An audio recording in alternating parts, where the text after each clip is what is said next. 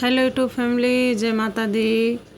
कैसे हैं आप लोग? आशा करती हूँ सभी लोग अच्छे होंगे।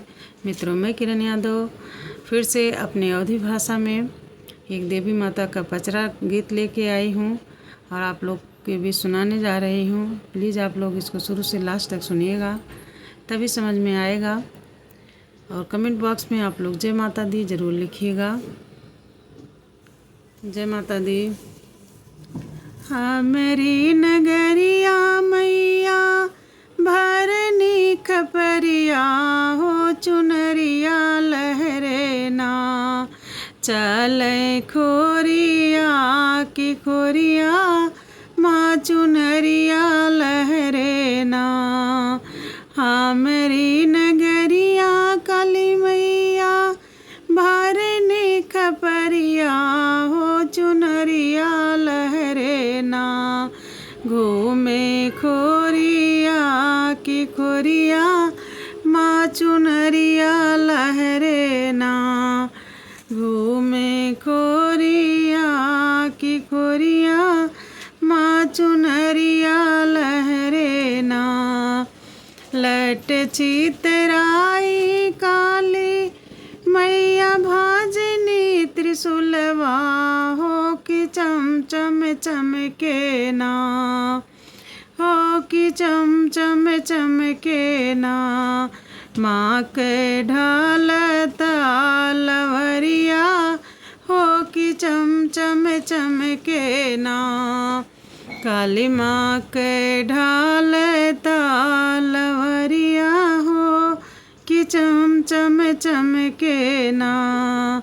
हमरी नगरिया काली मैया भरनी खपरिया हो, चुनरिया लहरे ना घूमे खोरिया की खोरिया, माँ चुनरिया लहरे ना घूमे खोरिया की खोरिया, माँ चुनरिया लहरे ना। सोनवा के कंगना मैया मोरी चांदी के पयलिया हो, कि छम छम बाजे ना। सोनवा के कंगना मैया मोरी चांदी के पयलिया हो, कि छम छम बाजे ना। चले सगरी डगरिया हो, कि छम छम बाजे ना। चले सगरी डगरिया हो, कि छम छम बाजे ना।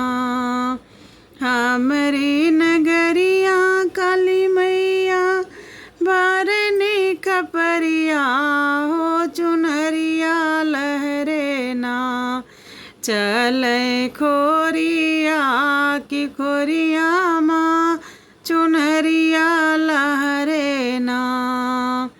अपने काली मैया के ध्वजा फूल नारियल चढ़ैबे हो, कि लिपि हो पोती ना रखबे मैया के चौरवा हो, कि लिपि हो पोती ना।